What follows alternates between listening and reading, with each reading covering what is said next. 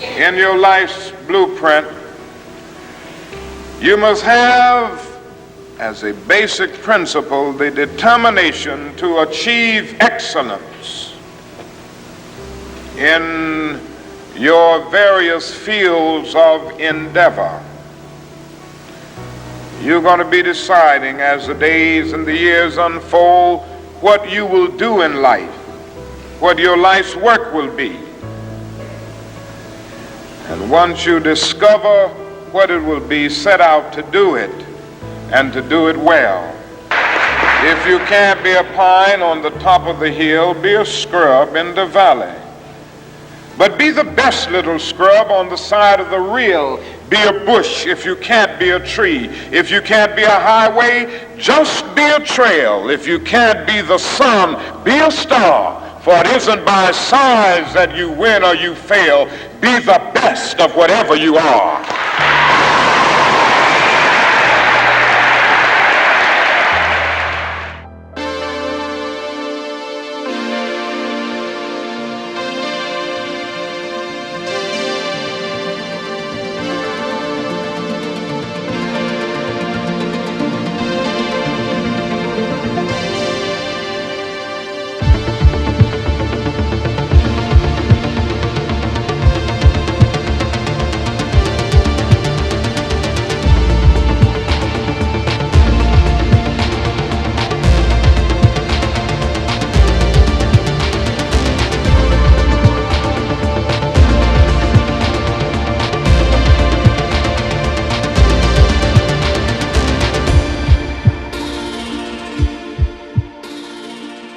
Well, hey everybody, welcome back. Hey everyone. So, I'm Logan. I'm Nicole. And this is Generation X Paranormal. You probably can guess by the way we sound, we're just a tad bit under... Actually, to tell you the truth, we're getting better-ish. We're on the upward trend. Yeah, we're on the upward trend of whatever's going around. And little truth in advertising, this is our first episode back where we're actually recording after the Christmas break. Yeah. Or I should say the holiday break. And it was a good break. If you ever do any of this, if you're a content creator of any kind, you know there's no such thing as an actual break.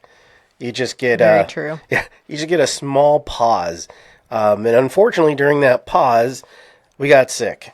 Yeah. And I guess as of recording now, it's January 7th. And when I talk to everybody, and honestly, you could go online and every content creator out there is sick. Yeah, they are. Yeah. I can't tell you how many YouTube videos I've watched where just like, I've been sick for, So, nonetheless, we're happy to be back. Mm-hmm. How was the holiday for you? It was great. I got to see all my family. Yeah. It was awesome. Not like I wasn't there. Yeah, speaking of that, you know what I mean. Yeah, I know. Speaking of that, my awesome cousins got us this little gift. Yeah. I thought I'd show everybody. It's a little Bigfoot. Yep, it's Bigfoot. Yep. Or if you're an Adam the Woo fan, Big the Foot. But there you go.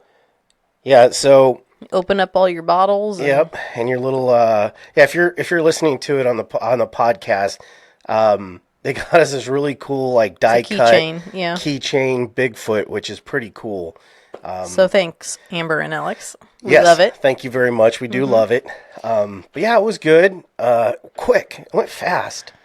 Well, it always does. Yeah, it just seemed like a little bit quicker. And luckily, we didn't get hung up in too much bad weather. That waited until now. Yep. It's like 17 degrees outside right now. But we were already sick, so we couldn't go anywhere anyway. Exactly. So. We weren't going anywhere. There's been a lot of couch the last week or so.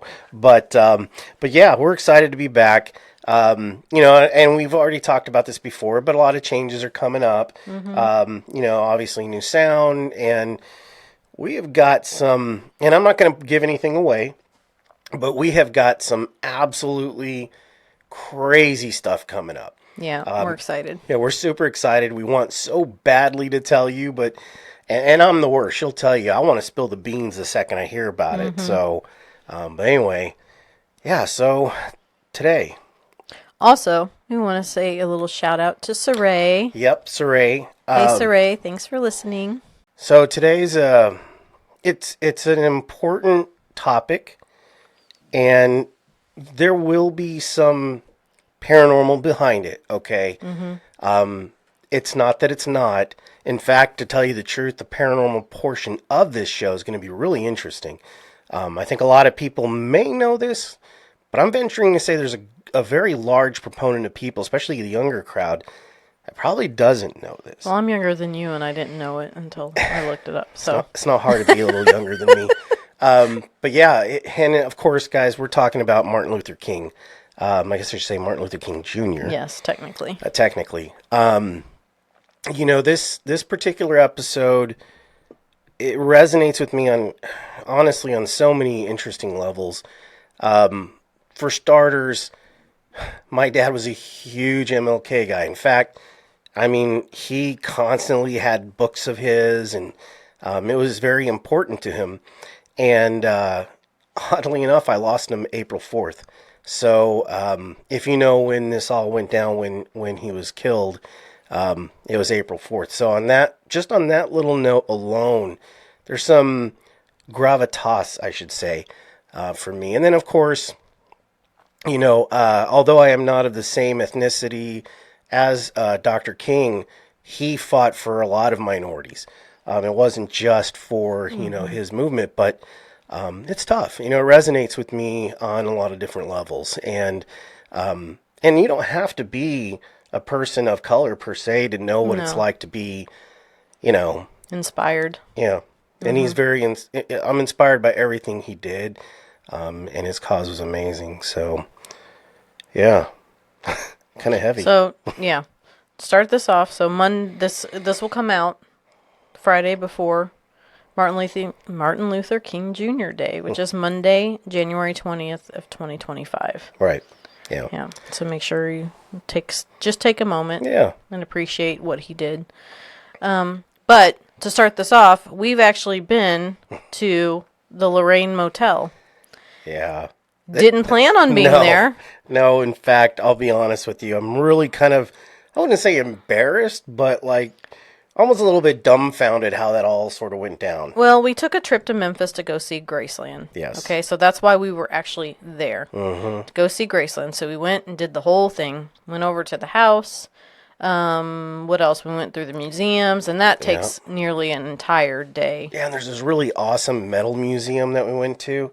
Yeah, we did was that. Freaking awesome. And then we also went to Sun Studio while we were there. And Sun Studio, I'm a guitar. It was really cool. I didn't expect it to be so neat. Absolutely amazing. And I'm a guitar player, and I'm a big fan of a lot of the older music, kind of coming up in that time frame. So going there was a huge thing for me. It was exciting because, a lot of people came out of that. Obviously Elvis. I mean, a couple of people have heard of him.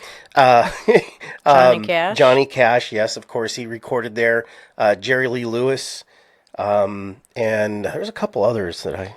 You know that more than I do. Yeah, I think like the Statler Brothers. Anyway, it was a very well-known place. It's extremely well-known. And we're going to put some pictures in here of our trip because we got to actually sit in the seat that Elvis sat in all the time. So we sat there, and the microphone that he first sang into is still there. And the piano where the famous picture is, we'll put that up too. Yeah, absolutely. Of all of them around it. So that was a really cool thing. But it was. All of that activity got us hungry. Yeah, just a little bit. Right? So I can't remember if somebody recommended it or if we looked it up, but we were wanting what? Barbecue. You're in Memphis. You got to have Memphis barbecue. Got to have barbecue. Yeah. So I don't remember how we got to this place, but we go to this little rickety old building. From the outside, yeah. It definitely looks like, called Central Barbecue. Yeah, oh my gosh. And it was really, really good. But after we're done, we're walking back to the car. Yeah, and I remember... now, guys, I'm so sorry, because I feel this is the part where I'm like, you'd have thought you'd know that. But I'm looking around, and there's these people kind of milling around, and there's all this activity in the parking lot. And I'm like, look, I know the barbecue was good, but, geez, I mean, they're just hanging out in this. I don't know, it's a popular spot. Well, as luck would have it, it only happens to be across the street, well, at least behind the Lorraine Motel. And if you don't know what the Lorraine Motel is, you're about to find out a whole lot about it. But it unfortunately was a setting of, you know, a very The tragic event. assassination, Yeah. yeah. The assassination of Martin Luther King Jr. Mm-hmm. Yeah. So with that, let's get on with the history of the hotel. Okay. Sounds Okay. good. Now, so the Lorraine, it wasn't actually named that in the beginning. Okay. Okay. It was opened in 1925 as a 16-bedroom Windsor hotel, Windsor Hotel. is what it was called, Okay. at 450 Mulberry Street, Memphis, Tennessee. And it did start as a whites-only hotel that slowly catered to the black population as they kind of, moved in the area. Sure. Yeah. And they eventually changed that name to the Marquette. Okay. Yeah. Okay, so it's had several names. Now, I don't know if everybody's seen this movie. We did, and I loved it. The Green Great Book movie. Yeah. with Viggo Mortensen. And I'm sorry if Mahershala Ali. Thank you. Mahershala Ali. It was. I loved that movie. Oh, it was so really, really good. good. But it was one of those that was in that Green Guide. It was actually called the Green Guide, and it was marked as a safe motel to go to Right. if you were an African American, Right. where they could stay safely and nothing would happen to them. Yeah, and honestly, it was written by their community, so it was. Yeah, yeah. It held a lot of important information for them. So yeah. So then from there, Walter and Lori Bailey, okay, these people are important, purchased the hotel in 1945 and renamed it the Lorraine Motel. Okay. And I read somewhere that they had I think it was just one story at that point, and they added the second story. Really, I didn't know that. Yeah. Okay. And that's what turned it from a motel into a hotel. Is that what you do? I guess. I don't know. If you what guys the know, let us know. technicality Yeah, is, but yeah. Now, it did kind of cater, because where it's at, like we said, that restaurant was not too far from Sun Studio down there in Memphis, where all the entertainers and stuff kind of hung Right. out and recorded their songs and all that stuff. So, Right, it was a huge blues contingent that was all Right, throughout that entire right. area. So of course, that being right there kind of catered to those entertainers. They didn't have to, and it was dangerous for them to Sure. to go, go in the wrong part of town. So they would stay there. Now, I think Beale Street, which is the famous street, Absolutely, is yeah. like a block away. Yeah. Okay. Now, Stax Records was located on Beale Street as well, and they were responsible for recording Otis Redding, Albert King, and Booker T. Yeah, I remember those 45s. My dad used to listen to them all the time, and I remember Mm-hmm. Stax. It's amazing. Now, there was, let's see, Louis Armstrong, Nat King Cole, Aretha Franklin, and Sam Cooke all stayed at the Lorraine That's at one crazy. point. I mean, that is a wealth of amazing musicians. That's Yeah, crazy. yeah. Okay, so that's the history of the Motel Hotel. Okay. Now, Martin Luther King Jr. did stay at this place multiple times. Whenever he was in Memphis, he would go to this one. Right, and it makes And he'd sense. get the same room, actually. Really? I didn't know Yeah, that. he'd get the same room. Okay, so the month of April, 1968, King was in Memphis, and he was there to support some striking sanitation workers. Right. Okay, and this was supposed to happen earlier, but it got rescheduled. There was a lot of stuff going on, and we're not going to go through all that history because it would take forever, and we're not here for that. We're here for the main event and afterwards. But I do urge you, if you're interested in it, it's a very... Yeah. There was a lot of reason for him to be there, Mm-hmm. and why the sanitation workers were on strike. There was just... I urge you to get some history knowledge because it is very important. Yeah, yeah. Now, I guess he got a bomb threat before he even came to Memphis. Yeah. For the plane, I think. But he decided to go ahead and come. Now, he was staying in room 306, which is on the second floor. Yeah. Okay, and there were reports that Dr. King entered and left his room like 3 different times during this day. So, This is Thursday, April 4th of 1968. Yeah. Okay, now he was there kind of resting, waiting to go to dinner, basically. He was going to be a guest at the home of Reverend Samuel B. Kiles, which is a pastor of the Monumental Baptist Church. So he was just kind of waiting around, going to go to dinner soon. I think the sun was starting to, kind of go down. This is still April, so, I mean... Yeah, I mean, around 7 o'clock, I would say, sun's going to set, right. something like that. Now, this Chauncey Eskridge, was a man that was there, and he was the attorney for the King's Southern Christian Leadership Conference. And Solomon Jones was also there, who was the chauffeur that was driving King around. Okay. Yep. And they were in the parking lot, below the room. Right. And we'll put pictures up, but for those of you listening, the Lorraine, obviously Nicole mentioned that is a 2-story. Yeah. And doors on the outside, obviously. Right. And with a railing. And those individuals were downstairs in the parking lot, and they had direct view up to the railing and the rooms up above them. So. Now, King came out on the balcony, and he told Solomon Jones, which is the chauffeur, quote, "Solomon, I am ready to go. Start the car." Now, all what I'm saying here is all quotes from these two men of what they saw. Right. Okay. Now, Eskridge, remember who's the attorney, said, quote, "We were both standing down on the parking lot looking up at him as he stood on the balcony." Okay. This is around 6 o'clock. Okay, I'm just going to say that. Now, King waited as Jones started the car, and he kind of peeked his head out of the car, and he said to Dr. King, he said, quote, "You had better get your coat, Dr. King, because it has turned cool." At that point, he said, King looked up, rubbed his arms, and then looked down at Jones, saying, quote, "You are right." He smiled, and then Jones heard the shot. Okay. Yeah. Now,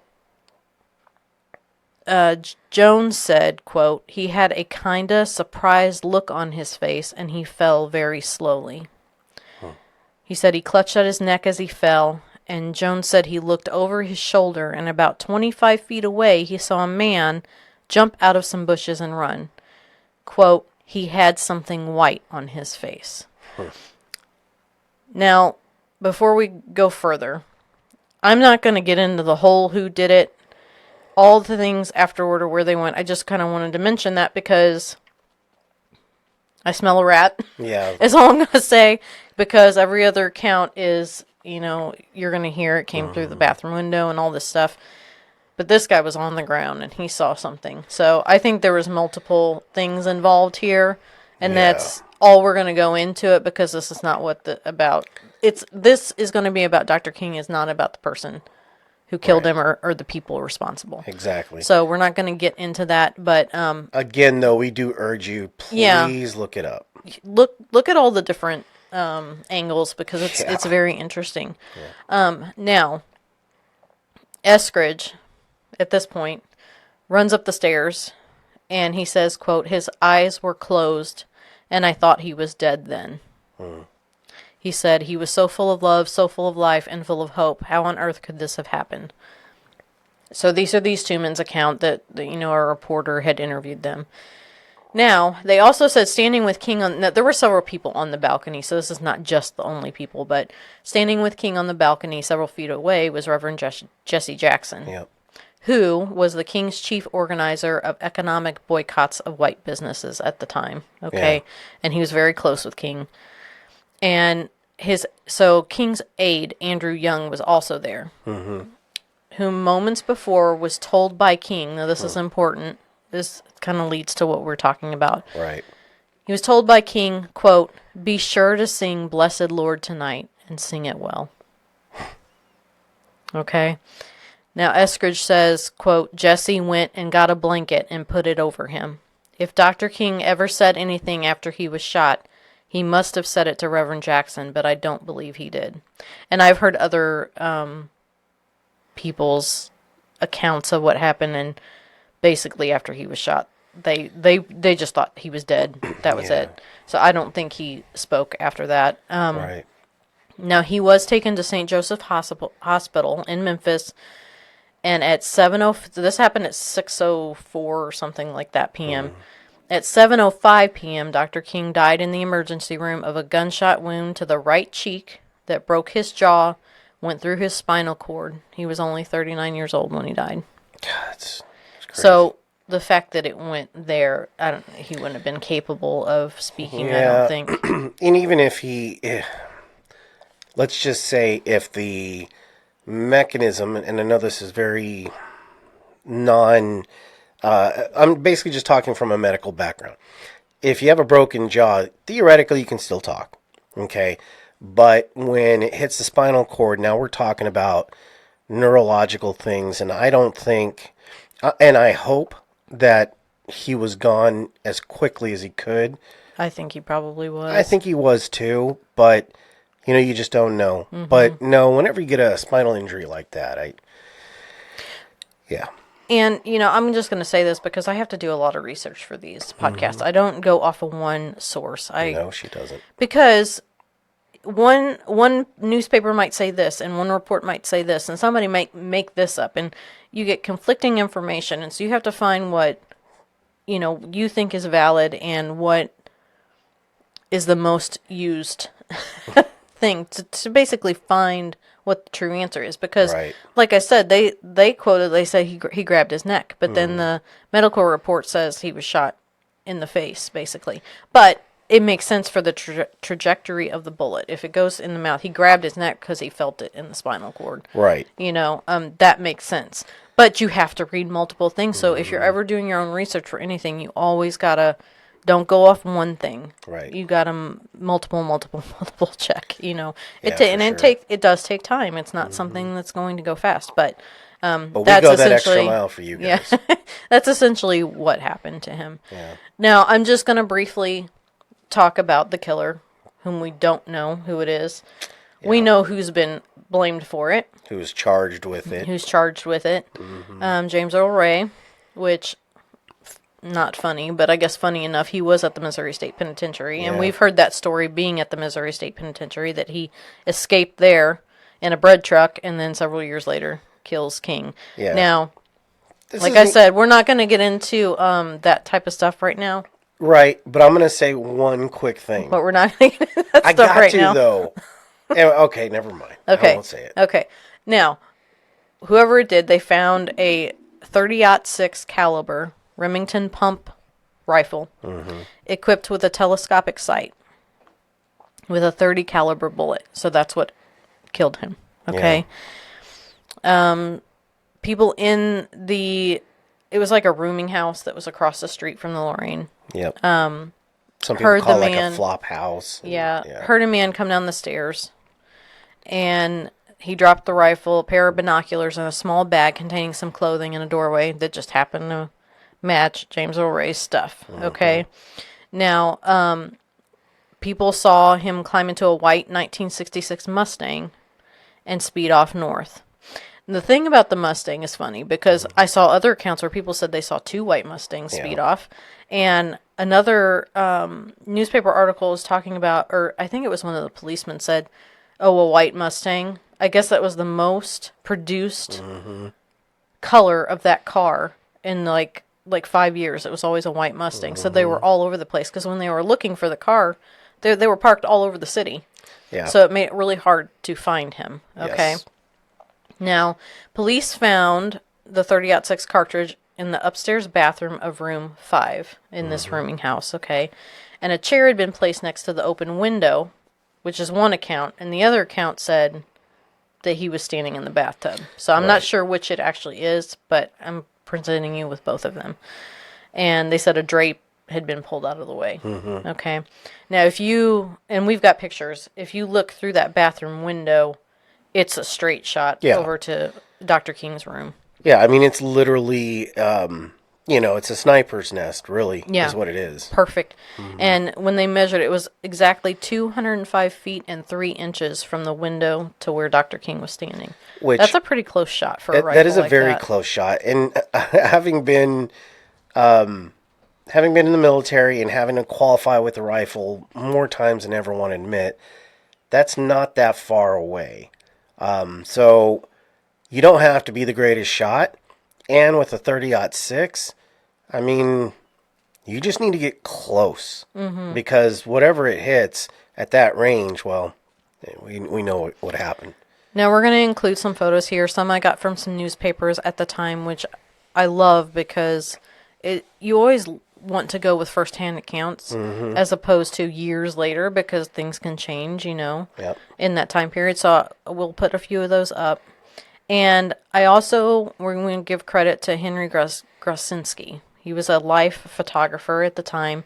Then went and took pictures at the Lorraine. Right. And graphic, if there are children watching, you need to turn this off now.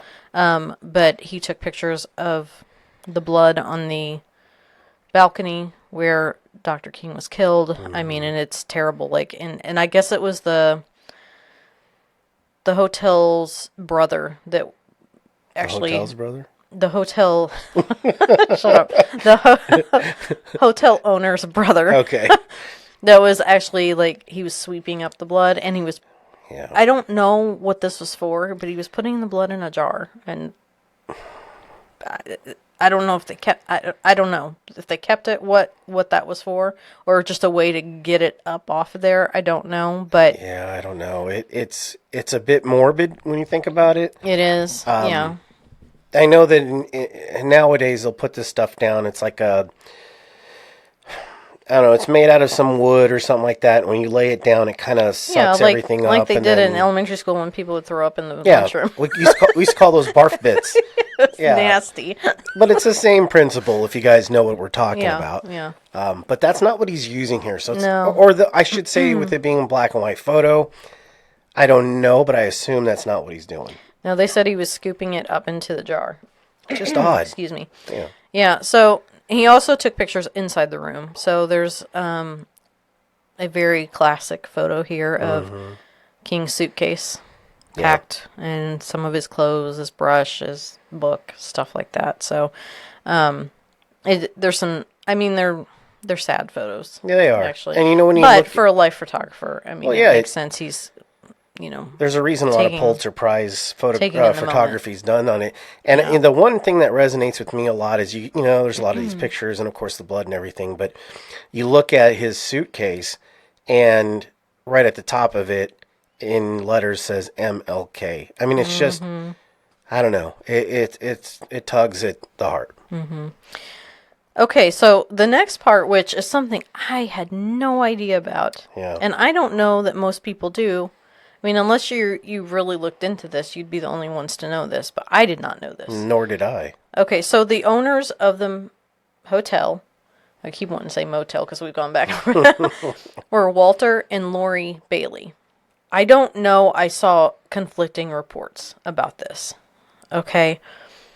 It either happened during the night or the next morning, and it was unclear because there was different newspaper accounts of what actually happened or when it happened. But the wife, Lori, actually, they think she went into shock. Right. Because they were close with Dr. King. I mean, he'd stay there. Yeah, I mean, they were friends with him. So this happens, in their hotel. But she basically goes into shock. And some of the accounts said that it happened during the night and the brother-in-law found her. But then there's accounts that the husband saw her convulse. So I'm not sure which it is. But she was taken to the hospital. And remember, Dr. King was shot at 6 o'clock on April 4th. April 4th, Monday night. Okay. So she died at the hospital on Tuesday, April 9th at 8:58 a.m. at the Baptist Hospital. Right. So she survived a little bit longer in the hospital, but she was taken the very next morning. So yeah, and you got to think, here's the literally the face of a movement. Obviously a huge movement, the civil rights movement, and the owners were they were African American. So here you are, you've got arguably probably the most important person in maybe in their universe right now. This is somebody that, obviously we weren't around during that time, but I can only imagine that, there was a lot of resonating with what he said. It was a huge movement. And then at your place of business, the place that you own, that happens. Yeah, I can see where someone would potentially have, a breakdown or a heart attack or something like that. Yeah, so they think she had a stroke. Yeah. And that can be brought on by stress, Yes, you it know? can. So, the conflicting reports is whether she was found, later just laying there or if she was actually having that in front of someone, I don't know. But it was the day after he got shot, like the next morning. They found her at like 9 a.m. So, and rushed to the hospital, and she only lasted like a week in the hospital and died. She was only 55. God, that's crazy. 55 years old. So you got two tragedies right there at that hotel within 2 days of each other, I mean, and I had never heard that the owner of the hotel had died. No, I'd never heard that either, but to be honest with you, that's not really something, at least when I was young, you didn't really learn that much about, the area. You're taught the highlights of what happened, but... Well, everything was focused on him, probably, at the time. Right. Now, the husband, Walter, he did put up, like, a dedication at the hotel, for Dr. King and his wife, Lori. Yeah, Okay. I couldn't imagine his sense of loss. No, I mean, yeah. Anyway, so Walter tried to operate the motel for another 14 years. Okay, but then he had to declare bankruptcy in 1982. But there was a foundation called the Save the Lorraine Foundation that stepped in and purchased it and allowed him to continue running it as a motel until 1988 when he died. Walter died. So even though it wasn't his anymore, this foundation saved it. So that was a good thing. Okay. Right. Now, there was some reconstruction done, between those years, and in 1991, it reopened as the National Civil Rights Museum. Yep. Now, we didn't go through that. I wish we had. I wish we had, because we were I think we had to get back or something, because we didn't mean to stumble upon this. No. And I wish we would have, but we'll be back to Memphis. Oh, we're going back, we're gonna and we're through it. absolutely doing this. And what's interesting is that we'll just say the facade of the hotel is very much so in the, and again, we're going to show pictures, but the museum, if you're not paying attention, it's this vast thing right behind it. I mean, they put a lot of resources into this, so it's amazing. Now, this is not after the reconstruction, but even when Walter was still running this as a motel, he kept Dr. King's room the way it was left, the same time as when he last was in there. Okay? Yeah, I mean, why wouldn't you? I mean, something that cataclysmic that happened in your place, I'm surprised he'd ever enter that room again. Well, they, and I don't know, I'm sure some of the stuff, but, like, I think some of the bed sheets were pulled back because Dr. King had been laying in them. That's left there. A can of pomade is on the vanity. A Gideon Bible was on the nightstand. There were dishes that he had used were left in the room from the kitchen because Lori would prepare the food and take it to the guests. So where he had ate off those dishes are still there. Like, the dishes are still there. I'm sure they cleaned the food off of it because that would be gross. Yeah, of course. And the adjacent room, so he was in 306. So in 307, they decorated it in honor of Lori. Yeah. So you can go through, and I wish we would have known that. We didn't know that at the time when we were there, so we didn't even go inside there. But they've got like a partition where you can look into the room and see. Right. I mean, it's like a time capsule. Mm-hmm. Yeah, and you always make that argument about, and we're going to get into this, but we're not going to talk about. This kind of goes towards ghosts and things of that nature. Apparitions. When you leave something that way, I mean, there's a very real chance that there's some attachment still involved. Granted, guys, this is not what this show's about, but I'm just saying, every time you see something like that, you always wonder about that. Right. Now, I mean, the Lorraine is supposedly haunted, right? They say that they feel the presence of Lori. Okay. They also say that you can feel the presence of Dr. King. Right. Okay. In the room, there's like a heavy presence. There's a sadness. There's stuff like that. Yeah. I mean, when someone's quickly killed like that, I could see where that would happen. His belongings are in that room. So he has attachment to those things. Absolutely. Yeah. Yeah. But, I mean, will we ever know? No, because you can't investigate the place or anything like that. I mean, No. it's just it's the way people feel, but you also got to think, okay, you're going in. It's just like going to a memorial. Mm-hmm. You know, like the Vietnam Wall Memorial in D.C. I was there in like 7th grade or something like that.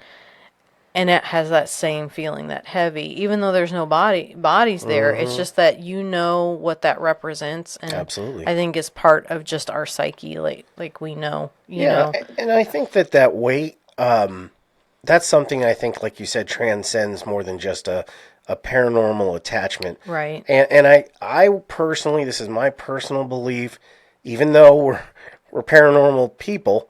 That's an interesting way of saying that. But even though we're very much so in this thing, there are some places I think should never ever be investigated. True.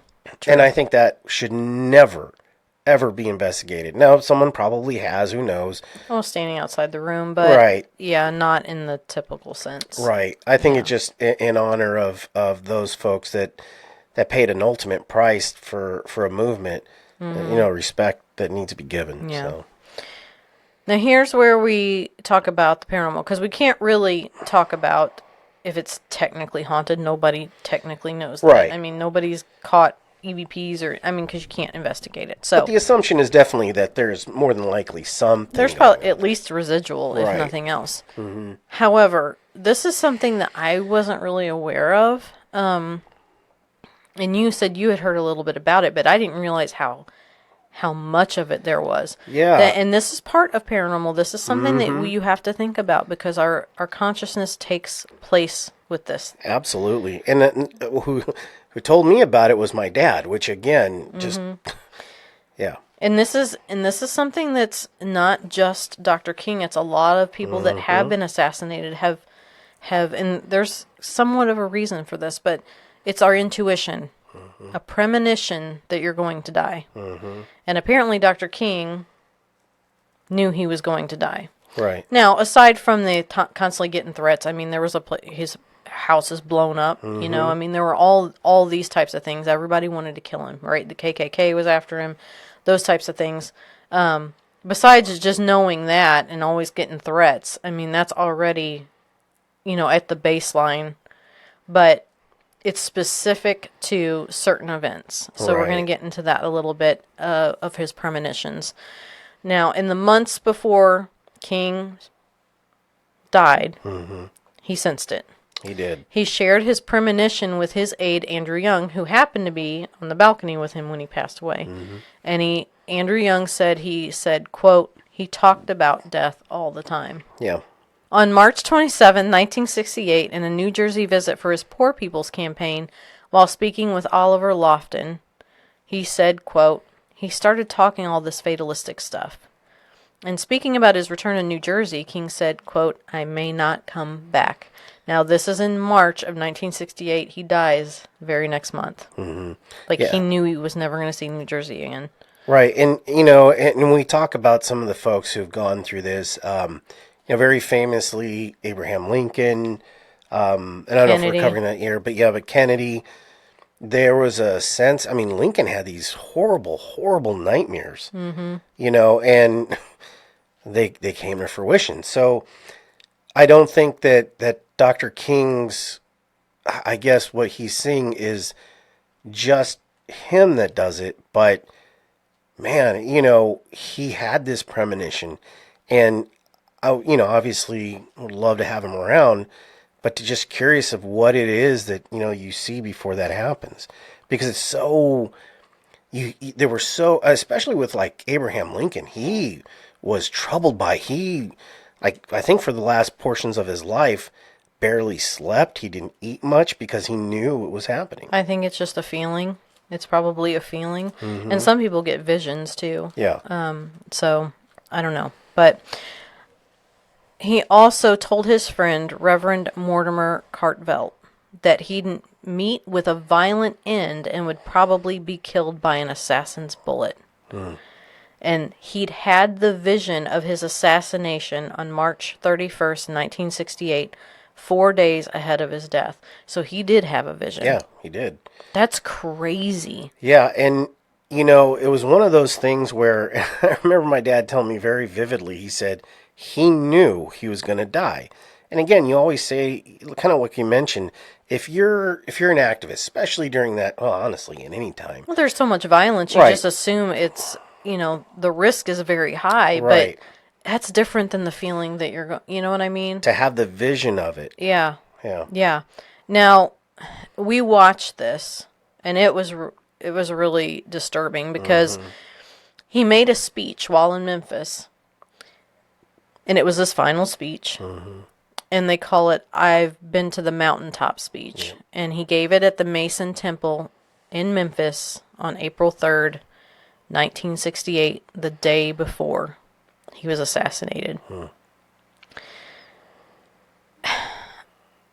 It's hard to watch. It is hard to watch. And we're going to play a little part of it right here, but the look on his face, for people that are just listening, the look on his face tells it all. Yeah. Like, you can see it in his eyes that he feels like that's it. Yeah. He's gone. It almost feels like he thought that day. Yeah. It really got to me, but we're going to play that clip right here. And I've looked over and I've seen the promised land. I may not get there with you, but I want you to know tonight that we as a people will get to the promised land.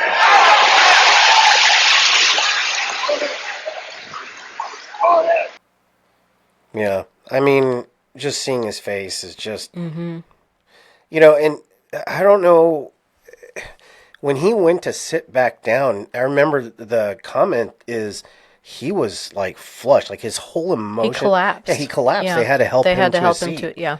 So he obviously, Dr. Martin Luther King had made so many speeches by this point. And now, for some of the younger folks, and even for some people that may not have ever heard one of his speeches, he was very, very just an amazing orator. But his presence and how much emotion he put into everything, you could see Obama on steroids. Yeah, right. Yeah, I mean, you could definitely see the two very similar. Yeah. And you could tell he was just depleted, but I don't think I'd ever seen that happen, and I think that has a lot to do with the fact that he knew. Yeah, I think so too. And I'm going to reiterate this because I told you guys this earlier, but if you think about it, moments before he died, he's standing there, he tells his aide, Andrew Young, quote, "Be sure to sing Blessed Lord tonight and sing it well." Like, I'm not going to be there to see it. Please do this for me. That really got me. Now, okay, we've said all these things, that he said all these things to multiple people, and he felt he was going to die. And I was like, okay, we need to provide the skeptic side of it, right? Yeah. What else could this be? Sure. So, scientists think they kind of have an explanation. Okay. And it's not necessarily skepticism. It's kind of like explaining how it could be. Right. Okay. Now, neurobiologists and scientists seem to think that our occipital lobe in the brain of a spiritually advanced individual like Dr. King, like Kennedy, like Abraham Lincoln, all these people that were, just amazing. Larger than life. Yeah, amazing people. Yeah. Okay. So that of a spiritually advanced individual is super sensitive. Okay, the occipital lobe is super sensitive, as well as receptive. And it sends signals of an imminent end. So when you combine that with the temporal lobe, the occipital lobe gets premonitions of death, and it informs the neural system. So the neural system, that's when I said earlier, like, it's a feeling. Right. It's just a feeling. Because it's not just with assassinations, like people that have cancer or people that just know that they're going to die, and they'll say it. Like, they're ready. They'll be like, yeah, they start giving their stuff away. Because they have a feeling that they're going to die, whether or not they've been diagnosed with anything. Right. It's just our bodies know. Yeah, it's just, well, and with an illness and stuff like that, that to me makes a lot more sense. Right. But if you're, in fear all the time and getting threatened all the time, you would think that you're on high alert, but I think it's more than that. Right. And if they're getting visions, I mean... Yeah, it's... Guys, listen, tell us what you think, too. I mean, it's... I know walks a fine line between intuition, premonition, and, just being really capable of understanding your situation and kind of what's happening to you. So, I don't know. I'm a bit of a loss on that one. Now, Buddha, okay, we all know who Buddha is, right? Yeah. He had a term for this. He called it conscious awareness. When the mind, body, and self are in unison, futuristic events can be foreseen. So, to me, that almost sounds like they're talking about your intuition. They're talking about people that can possibly learn, how to use their brain to be psychic, to pick up on things. And I think that's what it is. Like, they've learned to tap into that part of their brain, especially those people that care for others. Right. And are working to a better world, like Dr. King was. Mm-hmm. I think he was able to tap in. And he just knew, like, it wasn't going to happen for him. Well, and he had the pulse of a lot of different people, so he obviously had great intuition, I mean... Yeah. There's a reason why, to this day, his words carry levity. Yeah. Why he is still a very important figure, and not just in our country, but, just for people. I mean, listen, we could have a whole 3-hour podcast on my thoughts of Martin Luther King, but... So, that's kind of the paranormal part of this. Now, like I said before, they say it's haunted. Sure. They think there's like a spiritual aura in the room, in King's room, and people have claimed this overbearing presence when entering the rooms. And they say their breathing becomes short and their chests begin to feel heavy, and they feel an overwhelming sadness. Now, like, kind of what I said before. Sure. You also know where you are. Yeah. So you're probably just taking that in. But if you combine it with his personal belongings, plus, I've seen some close-up pictures of his blood went into that concrete. That blood is still there. You can see an outline of where it was. Yeah. His blood is still there. Yeah, I mean, there's definitely still physical, albeit it's probably much, much more minuscule than it was, several years ago, but it's still there. Yeah. He had a quick death, fast, Plus, there's something to be said. We've talked about this before when multiple people give their energy towards something. If you've got how many people per day coming through those rooms, jeez, speaking his name, talking about him, giving their sadness to things. Right. I think it's probably more that Projection. than it is anything. Yeah, like their own sadness of losing this great man. Right. Is probably why there's a feeling of sadness in those rooms. Yeah. Because he was a very positive, happy person. So for him to leave behind... Now, when you get killed, obviously you're probably not... But I don't know that we really think about it in that way. No, I wouldn't think so. You know what I mean? I hope not. Yeah, I would hope not. Like, I think what he would have left behind is hope. Right. And happiness and love each other, as opposed to overbearing presence and sadness. And I don't think that's him. I think that's us. Yeah, for sure. Of how we feel of losing him. So I think that's more what they feel there than actually being him. Yeah. Now, I don't know about the wife, Lori. Yeah. Could be. Because she felt that way before she died. And I think the family's apartments were... And I don't know if they turned 307 in a tribute to her because that's where their apartments were, right next door to him, or not. I couldn't get any clarification on that. But I think it was pretty close. Okay. It could be her that you're feeling instead of him. I mean, guys, you're out there too. If you know something, by all means, let us know in the comments. Yeah. We thought it was really important to do an episode for his day coming up on Monday. He was a great man, he inspired a lot of people, and his movement is still going.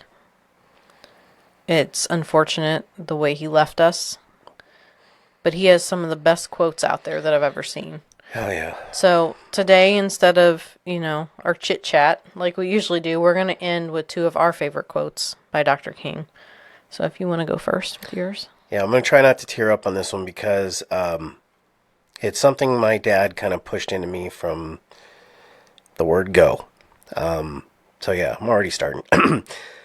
The ultimate measure of a man is not where he stands in moments of convenience and comfort, but where he stands at times of challenge and controversy.